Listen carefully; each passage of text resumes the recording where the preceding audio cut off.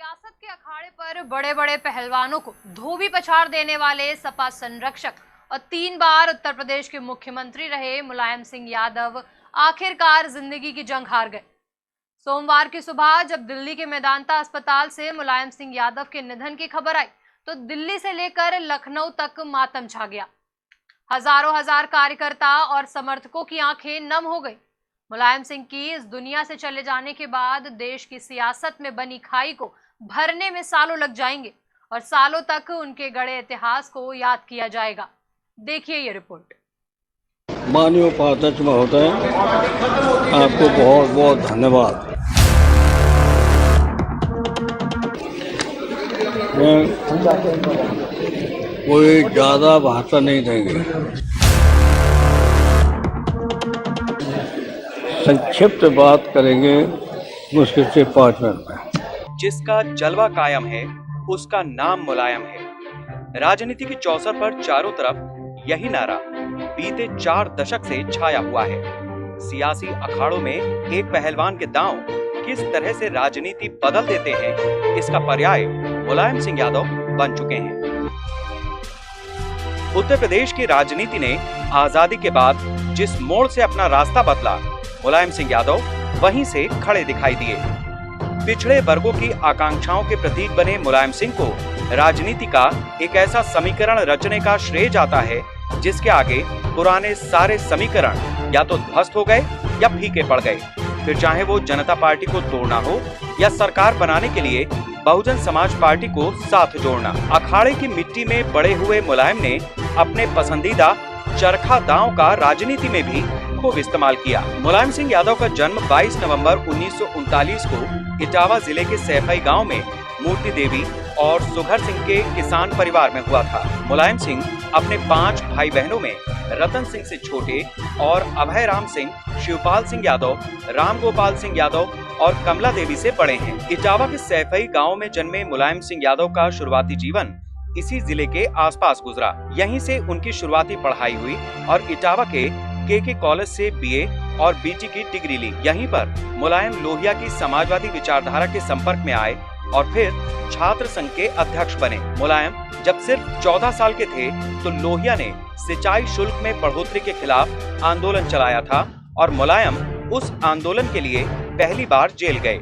हालांकि उनकी राजनीति का आगाज इतने भर से नहीं हुआ। कुश्ती के अखाड़े में नाटे कद के मुलायम सिंह की खासियत ये थी कि वो अपने से बड़े पहलवानों को आसानी से चित्त कर देते थे। सैफई के पास ही करहल में एक दिन कुश्ती का मुकाबला इलाके के बड़े पहलवान सरयुद्दीन त्रिपाठी से हुआ।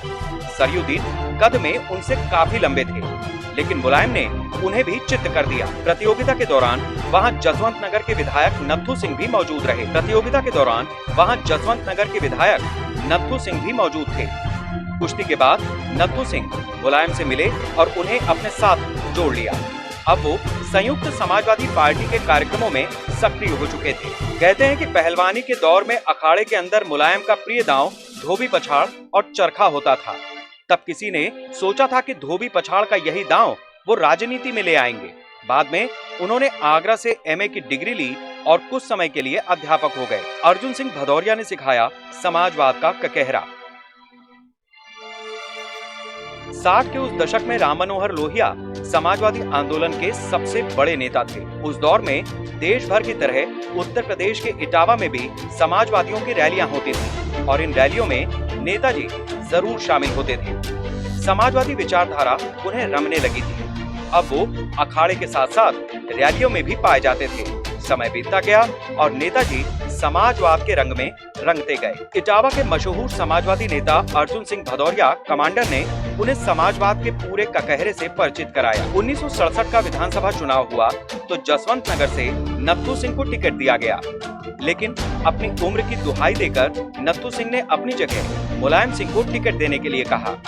मुलायम को टिकट तो मिल गया, लेकिन प्रचार करने के लिए उनके पास साइकिल के अलावा कुछ भी नहीं था। उनके दोस्त दर्शन सिंह ने उनका साथ दिया।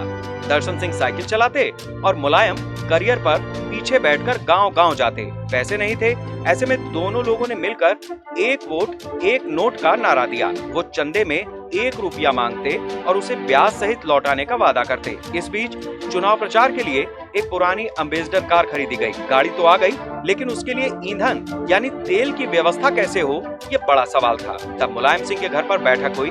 बात उठी कि तेल भराने के लिए पैसा कहां से आएगा। अचानक गांव के सोनेलाल काछी उठे और उन्होंने कहा कि हमारे गांव से पहली बार कोई विधायकी जैसा चुनाव लड़ रहा है, हमें उसके लिए पैसे की कमी नहीं होने देनी है। वो दौर अभावों का था, लेकिन लोगों के पास खेती किसानी और मवेशी थे। गांव के लोगों ने फैसला लिया कि हम हफ्ते में एक दिन एक वक्त खाना खाएंगे, उससे जो अनाज बचेगा उसे बेचकर अम्बेसडर में तेल भराया जाएगा। इस तरह कार के लिए पेट्रोल का इंतजाम हुआ। कई बार चुनाव के समय उनकी गाड़ी कीचड़ में फंस जाया करती थी, तब लोग मिलकर उसे निकालते थे। प्रचार जोर शोर से चल रहा था, लेकिन मुलायम के पास दूसरे नेताओं की अपेक्षा संसाधनों की कमी थी। मुलायम की लड़ाई कांग्रेस के दिग्गज नेता हेमवती नंदन बहुगुणा के शिष्य एडवोकेट लाखन सिंह से था, लेकिन जब नतीजे आए तो सब चौंक गए। सियासत के अखाड़े की पहली लड़ाई मुलायम सिंह जीत गए और सिर्फ 28 साल की उम्र में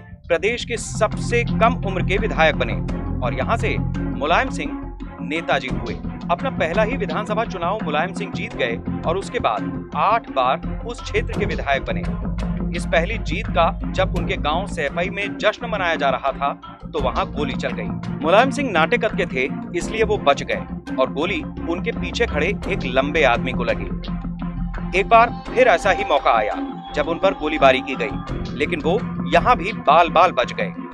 इस साल राम मनोहर लोहिया का निधन हुआ और इसके बाद समाजवादी आंदोलन कई तरह से बिखरने लगा, लेकिन मुलायम सिंह पूरे क्षेत्र पर अपनी पकड़ मजबूत बनाते चले गए।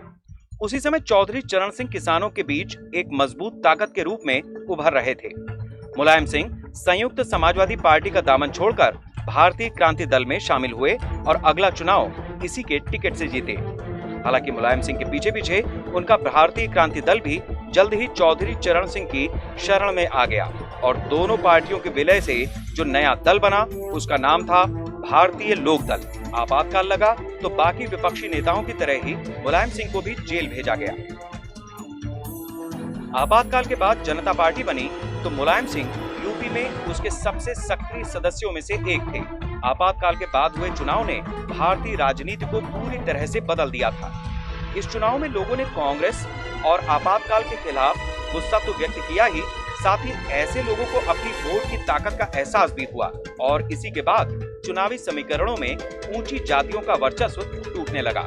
चुनाव के बाद यूपी में जब राम नरेश यादव को मुख्यमंत्री बनाया गया तो मुलायम सिंह ने भी पहली बार मंत्री पद की शपथ ली। उन्हें सहकारिता और पशुपालन विभाग मिला। पशुपालन और उनकी जाति को लेकर उनका मजाक भी बनाया गया, लेकिन मुलायम सिंह को पता था कि ये पहली सीढ़ी उन्हें बहुत ऊपर ले जाएगी। सहकारिता विभाग का अनुभव जीवन भर उनके काम आया। मंत्री बनते ही उन्होंने सहकारिता बैंक की ब्याज दरों को 14 से घटाकर सबसे पहले 13% किया और फिर 12% कर दिया। उन्होंने सहकारिता की ताकत को पहचाना और उसे अपनी राजनीति से जोड़ा। जनता पार्टी का प्रयोग बहुत ज्यादा नहीं चला। उसके बाद कांग्रेस की सरकारें आ गईं, तो मुलायम सिंह की तरह किसी भी गैर कांग्रेसी के लिए मंत्री बनने का मौका नहीं था। फिर भी चौधरी चरण सिंह के नेतृत्व वाली पार्टी के भीतर वो लगातार मजबूत होते गए। नेता से खांटी नेता का सफर। चौधरी चरण सिंह के निधन के बाद उनके बेटे अजित सिंह पार्टी पर काबिज होना चाहते थे।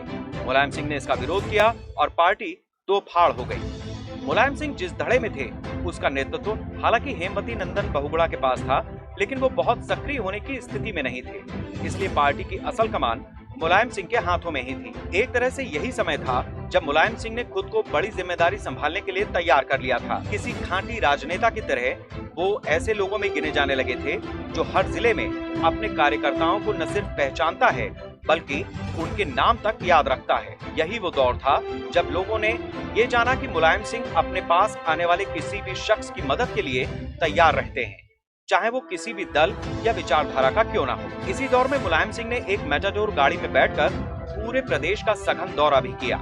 वीपी सिंह ने जब कांग्रेस से विद्रोह कर जनमोर्चा बनाया तो जनता दल में पहुंच चुके मुलायम सिंह उसके सक्रिय समर्थकों में थे। ये बात अलग है कि प्रदेश में मुलायम के मुकाबले वीपी सिंह की पहली पसंद अजित सिंह बने।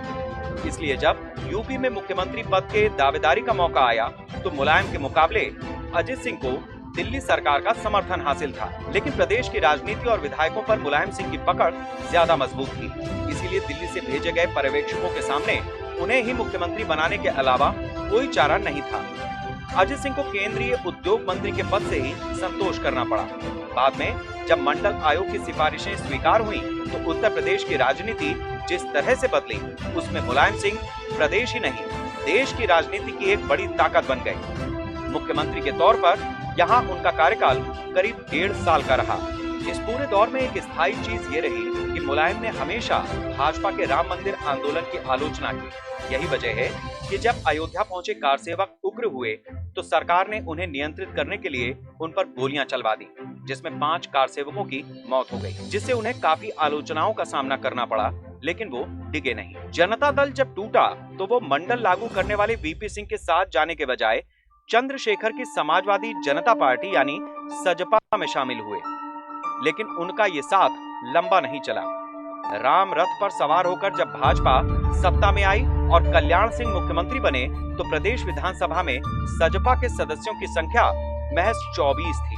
चंद्रशेखर चाहते थे कि प्रसिद्ध समाजवादी मोहन सिंह को राज्यसभा भेजा जाए, लेकिन मुलायम सिंह ने ऐन वक्त पर अपने भाई प्रोफेसर राम गोपाल यादव को मैदान में उतारा और जिताकर राज्यसभा पहुंचा दिया। इसी के साथ सजपा टूट गई और उन्होंने जो नई पार्टी बनाई उसका नाम था समाजवादी पार्टी, चुनाव चिन्ह साइकिल। इस बीच बाबरी ढांचा विध्वंस के बाद जब कल्याण सिंह की सरकार को बर्खास्त करके राष्ट्रपति शासन लागू किया गया तो मुलायम सिंह ने अपनी सक्रियता बढ़ा दी। साथ ही उन्होंने कांशीराम की बहुजन समाज पार्टी से भी गठजोड़ किया। चुनाव में इस गठजोड़ ने आसानी से सत्ता हासिल कर ली। मुलायम सिंह का ये कार्यकाल पिछले से भी कम रहा और बसपा ने समर्थन वापस ले लिया। इस कार्यकाल में ही रामपुर तिराहा कांड चर्चा में आया, जहां पुलिस ने पृथक उत्तराखंड की मांग कर रहे आंदोलनकारियों पर गोलियां चलाईं। इसके बाद से पर्वतीय क्षेत्रों में समाजवादी पार्टी लगभग खत्म हो गई। बाद में मायावती ने भाजपा के समर्थन से सरकार बना ली। इस बीच मुलायम लोकसभा पहुंच गए, जहां देवगौड़ा सरकार में उन्हें रक्षा मंत्री बना दिया गया। ये सरकार जब गिरी तो मुलायम सिंह का नाम प्रधानमंत्री पद के लिए भी चला, लेकिन लालू यादव और दूसरे छत्रपों ने विरोध किया, जिसके चलते देश की सत्ता के शिखर पर पहुंचने से मुलायम सिंह रह गए। उधर यूपी में बसपा और भाजपा की सरकारों के साथ ही राष्ट्रपति शासन का भी एक लंबा दौर चला। 2012 के चुनाव के बाद बेटे को सौंप दी बागडोर।